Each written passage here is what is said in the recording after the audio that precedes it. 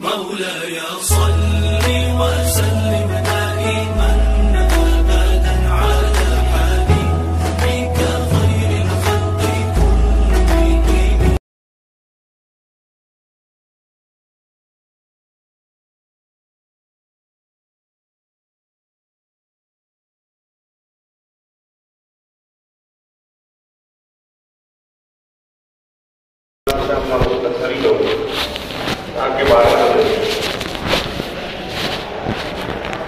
مجھے اس وقت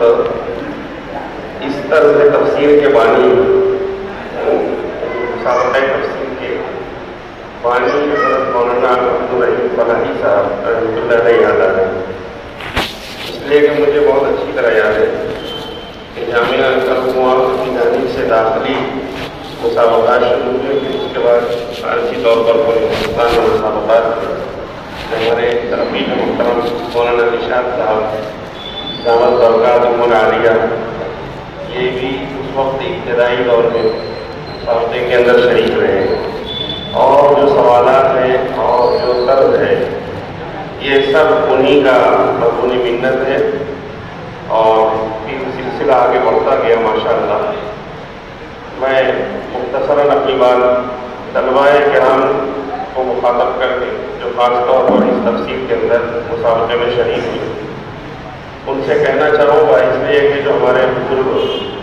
اور ہمارے رفقا ہیں ان کو سنانا مقصود نہیں ہے، وہ تو جانتے ہیں۔ اولاً تفسیر کی دو قسمیں، تفسیر بالمنقول جس کو تفسیر سماعی بھی کہتے ہیں، اور دوسری تفسیر بالمعقول جس کو تفسیر قیاسی بھی کہتے ہیں۔ تفسیر بالمنقول میں پہلی تفسیر القرآن، جیسے سورہ فاتحہ میں انعم علیہم کا تذکرہ اجمالی ہے، اس کی تفسیر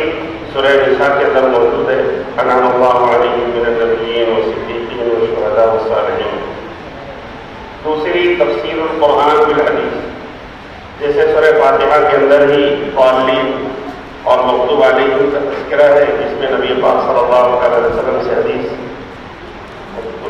میں منقول ہے کہ قالین سے کیا مراد ہے اور مغضوب علیہم سے کیا مراد ہے۔ اسی طرح تیسرے نمبر پر تفسیر بآثار صحابہ، جیسا کہ ایک شخص نے ایک غزوے کے موقع پر اپنے آپ کو دشمن کے سامنے کر دیا، تو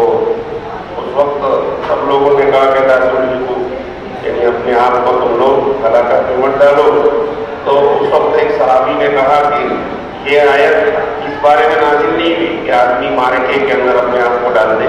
بلکہ یہ تو ہم انصار کے لیے نازل ہوئی ہے کہ انصار اپنے کاروبار میں مشغول ہونے کی بجائے دین کی خدمت کو ترجیح دیتے رہے۔ بہرحال یہ تفسیر جو ہے عام طور پر اس کی کتابیں جو ہے مشکل سے ملتی ہے۔ دوسری تفسیر بالمعقول یا تفسیر قیاسی جسے کہتے ہیں، اور ہمارے درس نظامی میں بہت مشہور معروف کتاب جلالین پڑھائی جاتی ہے، تو یہ تفسیر بالمعقول کی ایک مثال ہے۔ اس میں اور بھی تفاسیر ہے، میں یہ بات اس لیے بتا رہا ہوں تفسیر کے ساتھ کہ تفسیر بالمعقول یا تفسیر قیاسی میں جن چیزوں کا دفن ہوتا ہے، جو چیزیں تفسیر کے اندر معاون بنتی ہے، اس کو تفسیر کی رائے بھی کہتے ہیں۔ یہ بات درمیان میں بھی حدیث شریف ترمذی شریف کی موجود ہے کہ جس شخص نے اپنی رائے سے تفسیر کی تو اللہ تعالیٰ اس سے ناراض ہوتے ہیں، اس لیے کہ اگر وہ تفسیر بالمعصور سے ملتی جلتی یا کہ تفسیر سلف کے مطابق نہ ہو تو پھر ظاہر بات ہے اللہ کی ناراضگی اور لعنت کا سبب بنے گی۔ لیکن جو تفسیر بالرائے تو ہو اور لیکن تفسیر سلف کے مطابق ہو، اس کے اندر جو اسباب ہیں اس میں عربیت سے مراد نحوی، صرفی، قواعد وغیرہ، اور خاص طور پر بلاغت کے قواعد۔ دوسری چیز جو سبب ہے تفسیر قیاسی کا بڑا، وہ لغت ہے۔ تو اس بات کو بھی خیال رکھیں، میں جو کہہ رہا ہوں اس کو غور سے سنیں کہ لغت کا بہت بڑا دخل ہے تفسیر قیاسی میں، کہ اگر لغات عرب کے مطابق وہ تفسیر ہوتی ہے اور کہیں نہ کہیں اس کا سیرا تفسیر سلف سے ملتا ہے، تو پھر یہ تفسیر رائے وہ نہیں ہوگی جس پر لعنت اور وعید نازل ہوئی ہے۔ اس لیے طلبہ کرام سے میری پہلی گزارش یہ ہے کہ اس سے پہلے جو مسابقات تفسیر کے ہوتے ہیں ادارے کے ماتحت، اس میں بھی میں یہ بات کہہ چکا ہوں اور اس میں بھی بات شدت سے محسوس کی گئی اور آج بھی یہ بات محسوس کی گئی کہ لغات جو ہے معلوم ہونا چاہیے۔ اسی وجہ سے ہمارے جو عربی ادب جو پڑھایا جاتا ہے ہمارے درسی کتابوں کے اندر، اس میں جو ہے لغات کے لیے متنبی ہے، اسی طرح یہ جو جس کے اندر مقامات حریری ہے، یہ کتابیں پڑھائی جاتی ہیں تاکہ لغات پر عبور حاصل ہو، اور خاص طور پر تفسیر قرآن کے اندر لغات کو زیادہ دخل ہے۔ بہرحال میں طلبہ کے لیے کہہ رہا تھا، شاید طلبہ سمجھ گئے ہوں گے، مجھے بڑی خوشی محسوس ہوئی اور حیرت بھی ہوئی۔ حیرت بہت زیادہ یہ ہوئی کہ ماشاءاللہ سبھی طلبہ کواکب و ستارے تھے،